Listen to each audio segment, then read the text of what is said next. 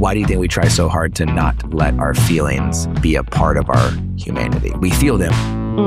I think oftentimes many of us try to rid ourselves of them. If you don't let yourself feel things fully when you're feeling them, you're blocking a gift that it's trying to give you.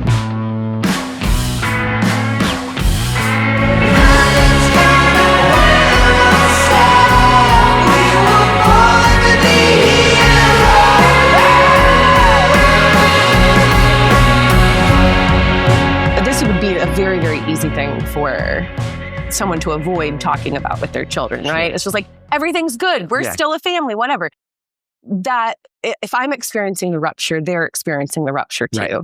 So if they're not hearing how I'm processing and how I'm rebuilding it, if I'm avoiding it, they will learn avoidance. Yep. Like how you go around that. And as simple as like menstruation. Yep. Yeah. If you didn't hear anybody talk about menstruation until you were like 25, if like your first live-in girlfriend or something, then that would be weird. But if you've been hearing about it normalized since you were like 10, right. You're like, then when you have your girlfriend, and she's like, hey, can you run to Walgreens? You're like, yeah. Do you want regular or super? Because you had to What's your flow? Because you've had to go in twice because your mom was like, go in for me. And you're like, oh my God, fine. Yeah. So, yeah. Being a parent's crazy. Yeah. It's crazy. It's like it's the coolest ride. Yeah. I have a lot of friends now. I have like a couple different layers of friendships where I have like our parent friends. That's very heavy oak cliff. And that's why I love being here. And then I have friends that are like just now getting married and having kids. And a part of my work, I think through businesses too, is being able to integrate those two things is that they're so intertwined. Like motherhood and work for me is so intertwined. And being an example of what that looks like healthily to my staff, which is primarily female too, to be able to talk about it in a positive way. Is it hard? Like deeply. Yeah. But it's the greatest work that I've found because you immediately become a different person. There's like very few thresholds in life where you just step across it from like the moment that they're born. And I physically and spiritually became a different person and that doorway dissolved. And you're left like an immediate change. What do I do with this? And you have to become a different person. It's wild. And then you get to like heal yourself through the process too, of what you didn't, what you were exposed to, what you weren't exposed to. And every path now, especially coming up to like preteen stuff is pretty wild. And I get to be like, no, you're going to be a good man. And this is what the framework for that looks like. That's hard for me because I'm not, I have no experience of what it is to be a man, you know, or to navigate the world as a boy becoming a man. But a lot of times I know what Towns needs when he needs it because I identify in myself what I needed in that moment when he's feeling it. Yeah, we say sometimes, my wife and I, that how Marlo, our daughter, there are moments where Sarah goes, that's exactly how I would have been had I had the freedom to be myself. Yeah. And I think it's really fun to both see it in our daughter, to like, you, for the best that I can rationalize, like you feel the freedom to be who you are today and to discover who it is you want to become. And you don't feel like you have to apologize for it at all. Yeah. And on the flip side, it's like to see my wife be like, oh, I am also now have that freedom today that maybe I didn't then, but I've worked really hard to have it now. And I can actively live that out in front of the people that I love and I don't have to apologize for it. Yeah. And it's the same, like we always joke, Sarah's exponentially more creative and an artist and I am not at all. But like coloring with our kids, I'm always the one, even when they were young, like we would all color together and then 4 or 5 minutes in, Sarah's like, I'm out. I'm bored. I'm going to do something. And I would just, as long as they would, I would. And there was a day, as it was probably 3 or 4. But I remember sitting there thinking like, I think little Rocky is coloring. Because my life wasn't bad by any means, but it was definitely crazy. But I was never sitting down coloring with anyone. Yeah. And then to me, it was like this, like, wait, I don't have to perform and I can just be here to color and no one's going to judge my coloring. And then when I'm done, like, I just got to like be someplace. This feels very foreign to me. Yeah. But can I we're not done coloring, are we? Like, we're going to finish the picture. And it's just like, it's a really weird experience as an adult, at least for me, to like see both of those things happening at the same time. Well, I mean, little Rocky's still in there. Yeah. He's still integrated into the piece of you. And that's the cool part about kids, is that it's a bubbles to the top access at times of being able to connect with that. Yeah. I mean, we have wildly different childhoods. Yeah. Some of that's pointed, some of it's just by the nature of it. But yeah, I was very similar, of like the same. My parents were super busy growing up, and they're entrepreneurs, and their lives and our lives look a lot different than what it is now. But we grew up in a really rural town in Ohio, and like nobody was taking me to museums or like, curating my childhood. I was outside alone, in like the woods, and largely unobserved. And I wonder sometimes too, like how much of that is real or just like your perspective of a kid. Right. Like, was I truly unobserved the way that I felt that I was, or was I just not aware that someone was watching? Correct. At all. And will they think that too? Right. Probably not. I'm pretty involved with what they're doing. But it's just like your POV as a kid, of the world around you. Yeah. Which feels insular when you think about your childhood. Yeah. If we let ourselves, I think the same thing is true for us as adults too, though, that I can sometimes find myself on a proverbial, like, emotional, relational soapbox of like, well, no one is just gonna, and I'm doing it's like, well, but yeah, if I'm looking at myself only about all the expectations I have that I've never communicated, I bet my story is true. Yeah. If I were to like really look at what's going on, and when I have communicated an expectation of people I love, come to find out most of them have been met. Yeah. Okay. How did I get back here again? Yeah. Why do I feel like I'm consistently looking at myself, thinking that I'm sort of out into the world where waiting for someone to find me. People are waiting with me. I just forgot to look over there. I was too busy looking at myself. It's funny how we can get so caught up in our inner dialogues that we can ignore like the outer affirmations of, your life. Yep. And what's going on. Yep. That integration between those two things is incredibly hard. Okay, let me ask you this. What is something that is hard in your world right now?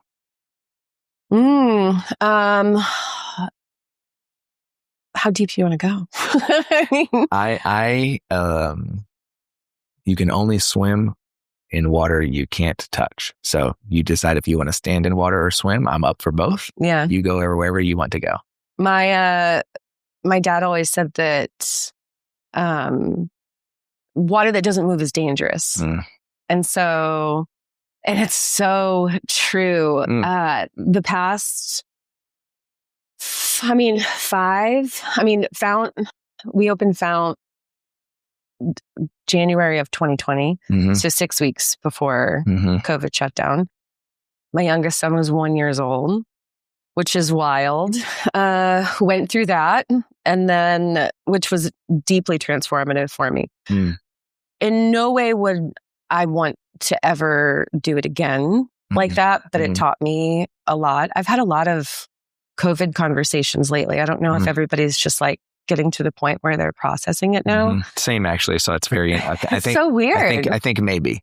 Yeah. I think for the first time I'm hearing people wanting to go, I was thinking about what happened in being some time frame. Well, it is a time marker, I think, for our age group. I feel bad for kids that were coming out of school and college and like big life things. I mean, for me too, I was young in parenthood in a different phase than I am now. But I'm looking at it more fondly now. I mean, we had to lay off staff.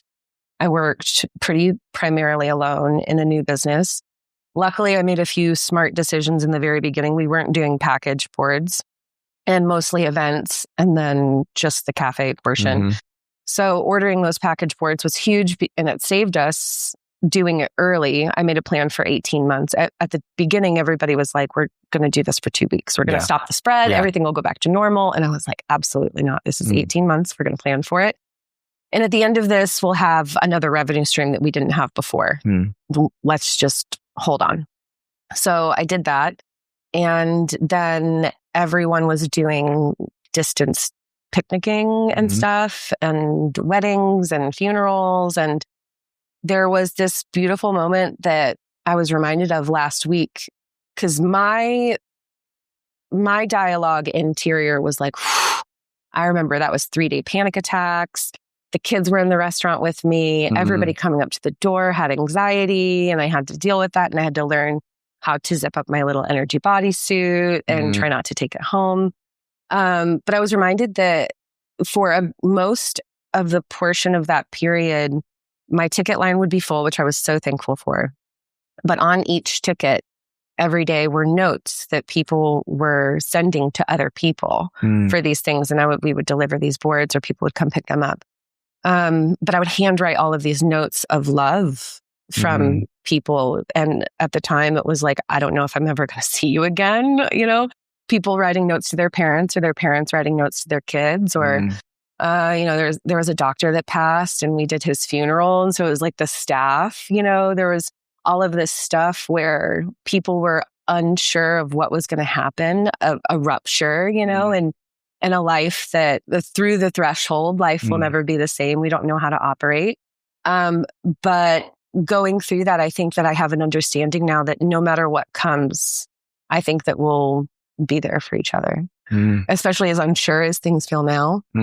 That's, I think, the tether that people are feeling. We're like, we have no idea what's going to happen. But I have full knowing that, whatever comes, we'll be able to figure it out. Because in the rough times, I think that we're there for each other as humans. I agree. We do, I think, what humans do best. I agree. And we kind of like grasp for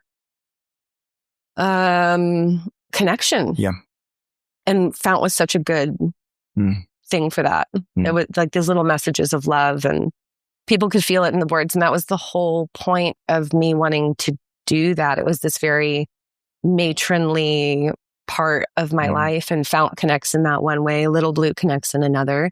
Seegers is on a whole nother, end of the spectrum, and is a little bit more punky. So I get to exercise that muscle.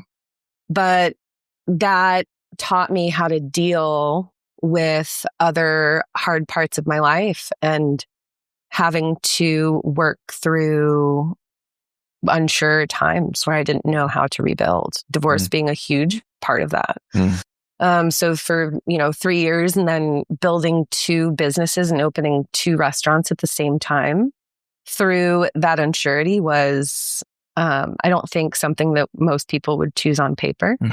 But I think that I learned, and I'm in the process of learning that now, is that healing isn't like the end of the story. It's something that I have to do as a part of the progress of the story. And I kind of felt like, I think people have, and friends, and I'm been in this little like cocoon phase of my life, and I'm about to step out of that. And I knew that Seeger's opening would be the end of one race and the start of another, and the kind of the passing away of this portion of my life, trying to build through it all, was kind of like, when you break your leg and you work the other leg to make it stronger, you just have to keep on moving. And that's been hard, but also the most rewarding part of this piece of my life. You said something there at the end that, I'm going to put it in my words, but if that's not what you mean, you tell me. I heard you describe that sometimes we can get caught in viewing healing as an endpoint. That, I've healed, and therefore now said thing is overgone. What a days it was when those things occurred. Yeah. Rather than, I heard you describe your experience has been more that healing is just a part of the process/journey. And maybe that thing is healed in a sense that like the wound is no longer bleeding, but I did have a wound. I was stabbed there. Yeah. There is a scar there. I will remember that thing. Sometimes it's sore before it rains. Yeah. Right? Like, so maybe the effects of it don't have as much impact on my day to day today as they did 3 years ago. Yeah. However, that thing is always with me. Oh, absolutely. What do you think keeps us from allowing ourselves to experience healing like that, rather than this hopes of, I can't wait for this thing to go away? I think it's just framework, I think. I said this to Eli last night. He's been having anxiety going to sleep, and he is such a like brave and courageous kid. He leaps before he looks most times, and that excites him. He's a survivalist dude. He wants to like be outside and build stuff and save people and all this stuff. And while there's parts of him that he builds that view of himself for, I pointed it out to him last night that bravery and strength isn't something we acquire. It's something we access. And it's something that's available to you at all times. It's learning how to access that. People don't acquire bravery, you know, or strength. Physical, sure, but inner strength. It's just something that's there all the time. And so learning how to access that for yourself, I think, is what keeps us that thinking that something's just going to like show up. You know? If we can get to it and get to the end. Yeah, then you'll be brave. The next day, the Ring doorbell will go off and our bravery will be in our box. Yeah. And bravery is, or being courageous in I think there's bravery in even just accessing the bravery. But I think it's always there when you need it, in like the moment where like, this is here right now. And you don't even really think about it. The head thinks, the heart feels, right? Sure. And that's where like strength and bravery lives, is like heart sort of stuff. But I think that being able to stay soft through this process was my number one thing that I knew I needed to do, was that, especially because those things can be viewed through a lens of being accessed through toughness. And it's really the antithesis of it. The more I can feel, the more I can dig around this, the more that the dirt and the composted stuff stays soft, the more access I have to come and dig it up. Okay, I love your analogy, because I think you change softness from being out of us. At least I heard you change softness out of being a state of being to was the state of the things around you. So I like your analogy of like digging the soil and the compost and so on to keep myself ready for whatever it is may come. Yeah, the soil has to stay soft, because if it gets hard and compact, there nothing can grow. B, it's not an enjoyable experience. Yeah. It doesn't feel good. It doesn't feel good. Yeah. Practically, what does it look like? How does it look like for you? Because I would say that there's a level of, I think your word was toughness, strength, but that's required in your fingertips in order to keep the dirt moving. Like the instrument does have to be tough to some degree in order to keep the soil soft. Yeah. A, does that resonate with you? B, what was that practically like? I'm going to say, let's not do was, let's do is. What is that practically like for you today to go, how do I keep the instrument tough, strong, brave when necessary to like get in there and dig up the hard dirt to keep it the way that I believe it needs to be? Yeah, the endurance tool. Yeah, what does that look like for you? Because I think some people are going to listen and be like, God, give baby girl a nap, you know? No, knowing that, I don't have to do it all, right? I'm very good between work and motherhood and all of these different things, I've been trying to work on embodiment. This process has taught me that I'm really good at processing things in my head, but integrating that into my body and those two things. And I would have to compartmentalize things so much. It'd be like, okay, I'm at Fount. I'm going to do Fount right now. And then I have to put that down. And then I have to pick up, motherhood. And then I've got to put that back down. And now I've got to go to meetings and I've got to be this boss person, and being able to integrate all those pieces of myself so that I can move as one person, not like girl boss, these two words smashed together in such an awkward way, and that's a layer of like all of those things. And getting to the core and this like low center of gravity that nothing can like bowl me over is just like, I'm Olivia and this is how I am. I'm the same person to everyone. And that's been so important so that my kids know me as Olivia. My staff knows me as Olivia, not Olivia, this person, I think just having access so you can make choices quicker than I did before. Has that always been a desire of yours?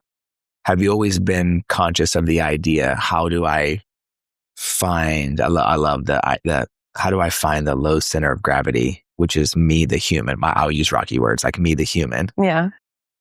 Because I want to represent me, the human, in as many places as I possibly can, not the 9 versions, the 9 hats, whatever example I want to use. Has that always been something that you wanted to pursue? Have you always felt like you've been conscious of this? How do I find me and bring me into all places? Yeah. Yeah. I think from a kid, I think my parents would tell you that. I was like always very strong-willed into figuring that one thing out. It's a hyper focus of me to my kids too, because I think that was my greatest strength. And my parents are both like that too. I was like, I know this to be true for myself. And if I know this to be true, then my only job is to go relentlessly towards it. And you have to have the audacity to say, this is my one beautiful and precious life. And I know that if I follow this path, wherever it takes me, if I was a litigation lawyer or, in hospitality or whatever, or a dog groomer, like that, me being passionate about that and following that, my one true path will take me towards the life that I want. And that's just to live fully in it. Do you find that there are times that pursuit is also the cause of change and conflict when it's met by someone or something that goes, nah, I want you to be this, or I need you to be this? Yeah. Absolutely. People will always project their own limitations on you. That's a very natural thing. I try not to do it, or like I couldn't do that or whatever. But I mean, I'm the one who has to lay my head on the pillow at the end of the night and answer to myself. Yeah. My assumption is that there's going to be a group of people who are listening to you so far and they're like, oh, I want that. I want to be an Olivia. And this, I think it can be misconstrued, maybe because I know I'm guilty of it, but I think I find often it can be misconstrued that we hear someone's story or we hear a part of struggle or we hear this element of bravery or courage that we have. And if, man, they did it. And if I can do it, and if I can do it, it's going to be everything's going to be good. But like humanity and honesty and conviction and whatever words we want to use, we just have to put in the big bubble of things. I have never experienced arriving at any of those places because it was like smooth sailing. I've only arrived at those places because it was like tough tools of endurance in hard soil for a long period of time. The tomatoes they grow here, baby, these are good. The fruit is but like a lot of effort and a lot of work. And I think sometimes when we hear other people, we miss that part of it.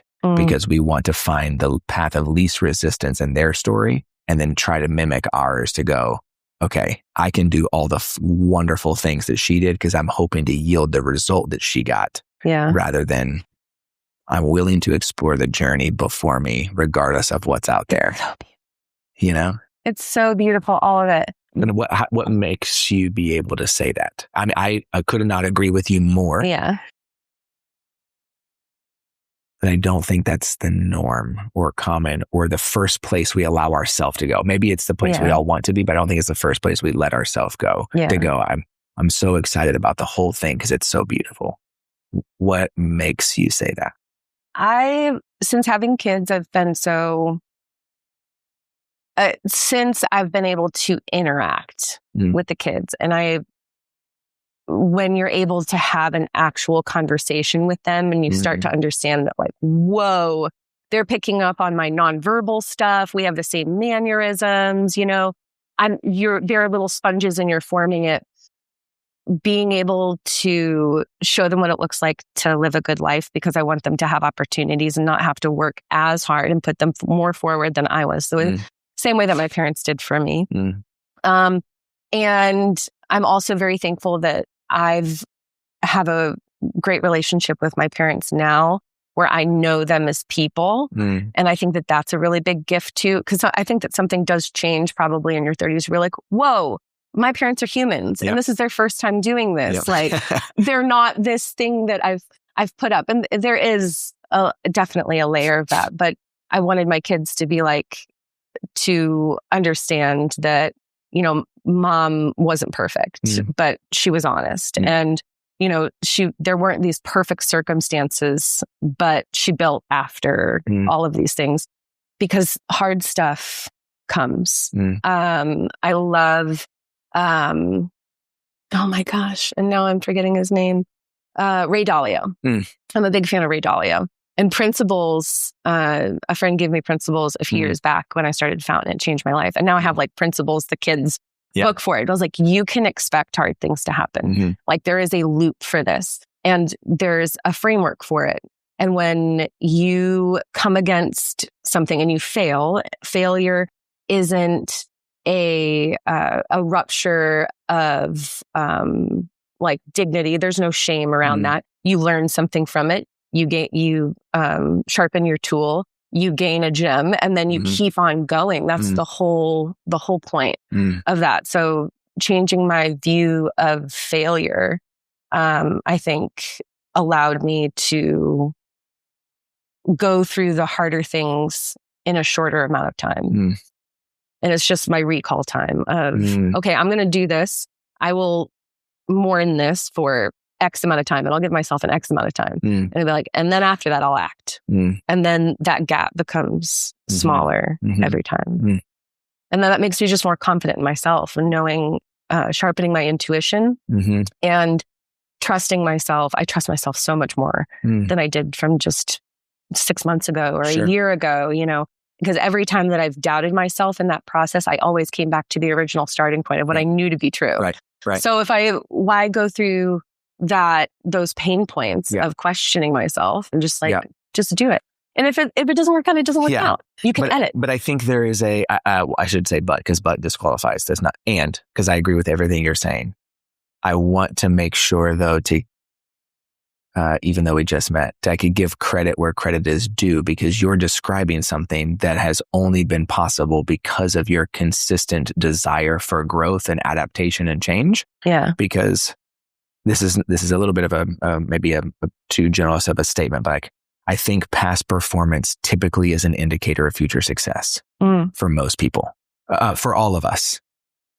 And that sometimes can be the greatest roadblock for a human being, because all we have to go on is our past performance. And if we didn't pursue growth, if we didn't say we wanted to change, if we didn't have a level of conviction to go, no, I believe that I can do this different this time, even just incrementally, then past performance is an indicator of future success. And we just repeat the same thing over and over for a decade and then wonder why we woke up at 40 and we feel worse than we did at 30. However, I think there is opportunity, pick any time frame you want, however old you are. But if you make a decision that past performance is an indicator of future success, and that my past performance showed that I was capable of something slightly different than I was the time before, then the future will show that will be consistently show that I am capable of something I didn't do before. Yeah. And that doesn't happen on its own. At least in my experience, that doesn't happen on its own. It happens when someone puts in effort and work. It happens when someone looks at an opportunity or a failure and goes, okay, let's not do that again. Yeah. Or when I do that again, I hope this time I can do this way. Because it's inevitably whatever I did before, I'm probably going to do it again. Yeah. So I don't want to miss what you said is true, but it's not true because it's true. It's true because of the work and effort that you put in to arrive at that place.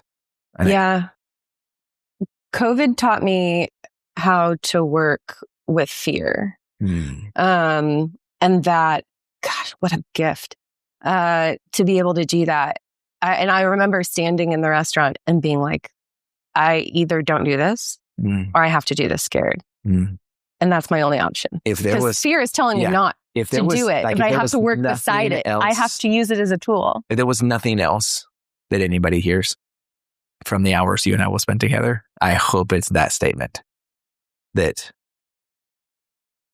every one of us, probably multiple times in our life, but at least one significant moment, we're going to be faced with an opportunity to go, you can bet on it. I can either do this, I either don't do this and be out and be all the way out and forget it, or I'm going to have to do this afraid. How exciting. There's really, you can choose to be alive or not be alive. Yeah. It's kind of only two choices because there's not really a third option in that scenario. There really isn't. Often I think that there are those pieces that are propelled by fear that makes us not want to look at them. And it's so hard to look at something that we're afraid of. It's like not wanting to open the door of the closet that the monster's in, But I have taken that recall time over and over and over and over to where it's become normalized. And I think that that's everything on that spectrum, right? Our grief, which we can expect. Everyone experiences grief on different levels. I mean, the world is full of it right now, and that's really hard to look at. And I was like, I can only consume so much of it. Sure. There has to become a point where I work with it and then let it get me to where I want to go. Often, one big dialogue with the kids too is when they're feeling big feelings, which we all do as well. It's just, integrating those things along with the dialogue that, you are sent here to do this thing. And that is the one thing that's true for you. And finding it's hard. And then going relentlessly towards it is incredibly hard. But imagine if you don't let yourself feel things fully when you're feeling them, you're blocking a gift that it's trying to give you because it's like a whisper. I was like, what is this trying to teach me? What is this trying to tell me? Because either it's your body telling you, which is way harder to decode than your brain, because your brain tries to over-intellectualize things. But for the boys, I'm like, especially with crying, because crying is so villainized, I was like, imagine if you didn't have a body and you were who you were and you didn't have a body to feel it in. What a gift you would think that it would be to feel tears on your cheek or joy or whatever. And we have to be in our bodies more so that we can access all of that stuff and then process it through, because it's your body saying, I want to get this out. And how beautiful that is. And then being able to keep on going and over and over and over and over.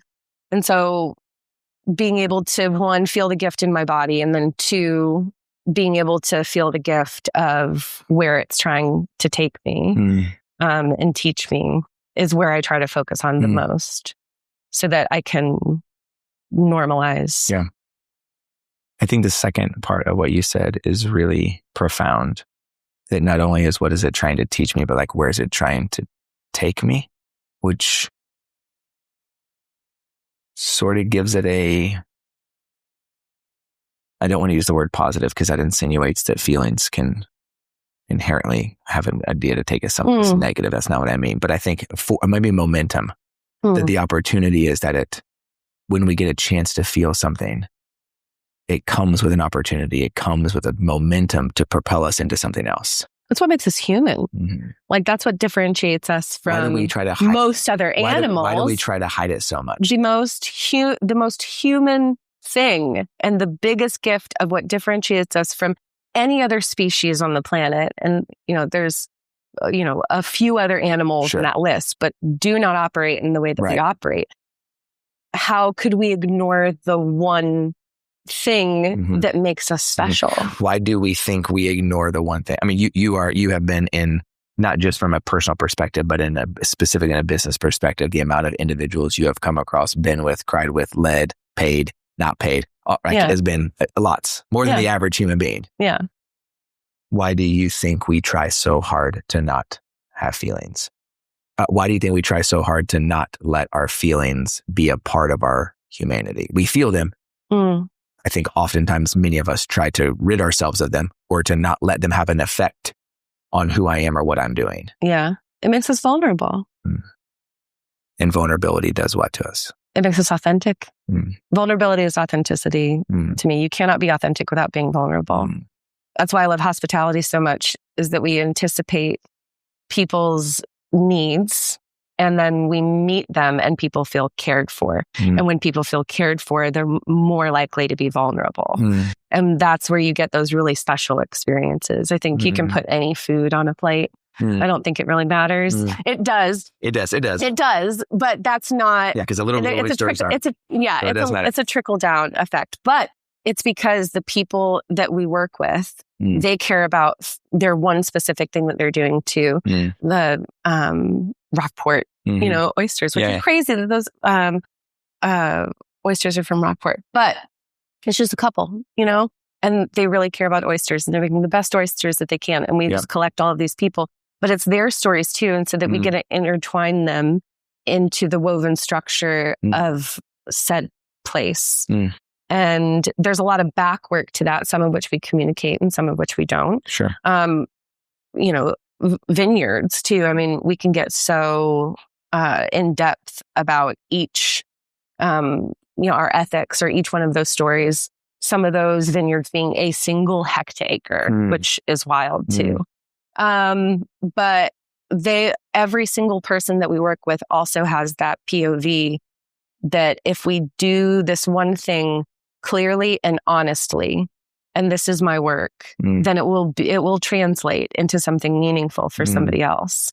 And if I am vulnerable in my work to be authentic, then it allows space for somebody else to do that. I think you said this, but I'm going to ask it anyway, and then maybe we have the same answer, or you'll say the same thing. From your experience, what would you say? What does it mean to be human? I think that vulnerability piece is huge for it. I think it's what technically separates us. The fact that we can share stories. When I think about what is most meaningful for me, there's a few images that pop up when I think about the beauty of what it is to be human, and maybe just the season that I'm in. And it being that, grief, not as a wound tour or anything. But I've been really romantically hyper-focused on the idea of wailing women lately and how we, for a long period of time, and I don't think we have access to it now, which may be causing some of the issues societally that we have, is that there was a place to grieve, and there was a place to wail, and there was people that you could go to that you knew that could hold it. If we can get micro to the structure of family too, and all of that, and making sure that it's safe, where you could go and unfurl and be vulnerable, and somebody was going to hold it and catch it. And that sort of safety, I think, is so necessary to being human. Do we become different and more clinical if we don't have access to that? What does it do to us? I think that we're coming up on a time when things are changing so rapidly and some of those pieces are being removed. And we're going to have make the choice of one of two things. It's either we say no, these are things that are integral to the structure of who we are together and separate. We can't mesh out those operating systems if we don't start to heal them, or we become something altogether different. Mm-hmm. Those are choices too, Mm-hmm. you know, and we can't be so busy that we let them run in the background and be made for us. It's like an everyday showing up thing. And that's an IRL. Right. Yeah. Those are IRL things. Yeah, that's right. Yeah. We've got to do it. I think, you know, I've spent a lot of time with people and a lot of time in, I don't know, it could be there's a lot of category of professional development, personal development, coaching, self-help, whatever I get categorized, and I've spent a lot of time doing. And I think I don't know if I've ever thought about it this way until hearing you describe what you did. Sometimes I wonder if we have a tendency to misdefine. I don't think that's a real word. How do you say? Use it. Not define. None of this is real. Wrong to define. I don't know what the right word is. We turn self-care into the idea that I will be so healthy and equipped that there will no longer be the need to experience pain. Yeah. And I think that and all these things I'm going to list are all wonderful things, but if I could read enough books and go to enough therapy and have enough massages and have enough self-care and enough days alone and enough, if I could get away, if I could find all the tools I needed to eliminate as much of the bad in my life possible, then I will know that I am whole. Yeah. And I'm sort of probably making a gross generalization about those things, but I've even in a small degree, I think that gets really dangerous really fast. Because we think that the pursuit of health is the elimination of pain rather than the reality that we can sustain said pain and we can experience pain. And maybe we find a loop to quick, faster and close the gap and to give ourselves a timeline so that it's real and it's who we are and in IRL, and at the same time know that we get our gym and we go through the circle and we have another try. And that is probably a greater representation of the human experience. Maybe that allows us to be a place that we feel more whole. Yeah. And whole is not to be without gaps, but whole is to be the recognition that the gaps exist and they're going to, and someone's going to come along here pretty soon, either intentionally or unintentionally. And I'm probably going to get stabbed again. And this time I have dressed and addressed that kind of wound 3 times because of my therapy and so I'm much more aware that I'm not going to die this time. It hurts. Yeah. I'm going to feel it. Yeah. I'll put a Band-Aid on it and maybe get stitches, maybe not, but I'm aware of that thing because the ability to feel that thing makes me human. Yeah. Not the pursuit of, I hope I never see another knife. It's why I love old houses.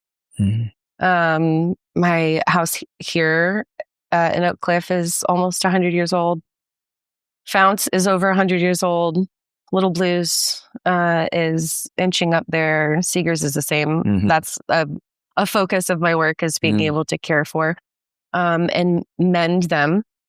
And I think about that a lot because I talk to my house and I care for her, and it's my task to care for her.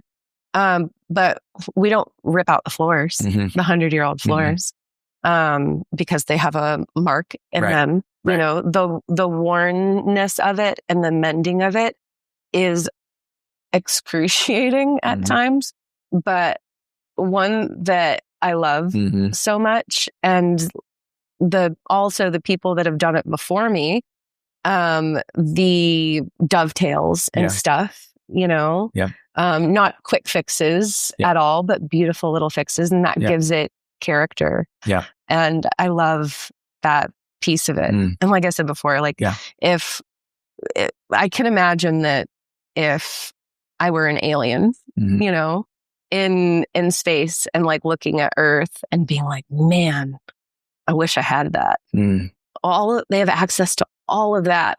And then to feel all of those things, man, how freaking beautiful. It changes your perspective. You know, as we looked at like Earth from the moon or whatever, you know, this week, looking at it from such a meta standpoint, I bet that they're given, that there are entities, out there.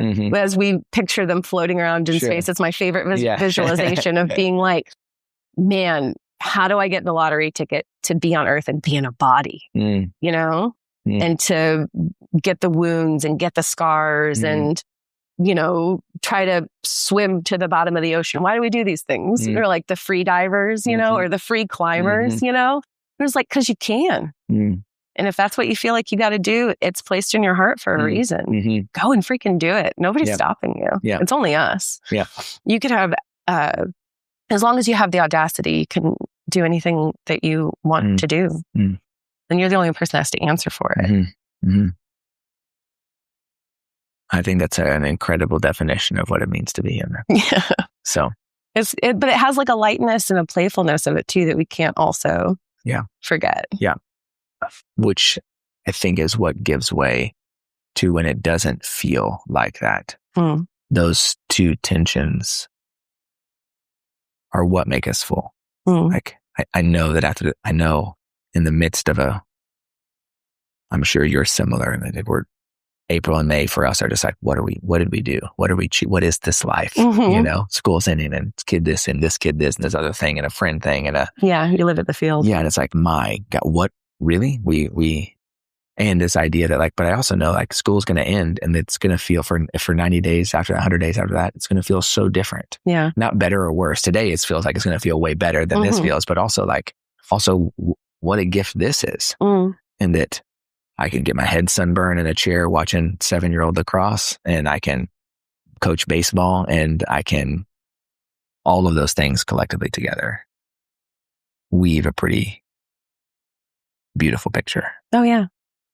If we let ourselves take a step back occasionally and look at the fullness of the picture, look at January 2020 and look at October 2020 and look at April 26th. And go, oh yeah, what an incredible weaving that was. Probably wouldn't have chosen it in 2019 if I was given the option. Man, really glad I can look back and see that thing now. Shortly after divorce, I do this with work too in each of the business plans. And I decided to do the same thing for my own life, because why haven't I done that for my own life? But I wrote out what a perfect day would look like for me in the future of all the things that I wanted, because I was kind of left with what's going on? What do I have? How am I gonna get through this? How am I gonna rebuild it? So I had a metric, because how would I, if I'm working towards this thing, how am I gonna know when I get there?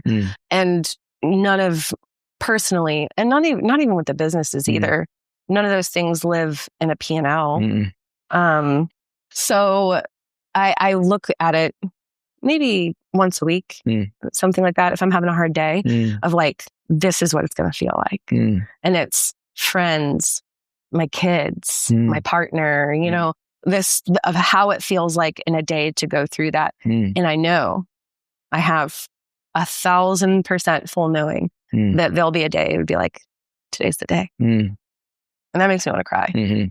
Knowing it's going to be there. There is nothing that anyone could ever tell me that's not for me and it won't happen. That Fount won't be at its best. That Little Blue won't be at its best. That Seegers won't be at its best in the businesses and then just personally. If somehow I can build that, knowing that the kids can build that for themselves, that's it. That's it. That's when I know I've done a good job. I hope you feel as encouraged IRL that from all that I could gather from being with you and from the outside.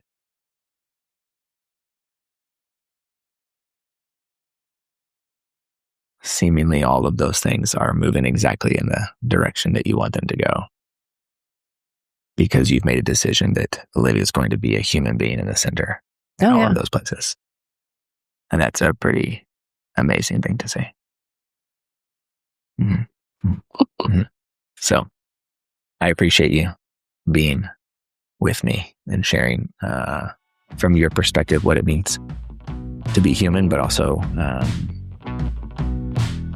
maybe a fuller, a broader picture of what that looks like than maybe many of us allow ourselves to do. Yeah. So I appreciate you. Oh, thank you. Yeah, you're welcome. I feel like we got off topic. That is the topic. The whole topic.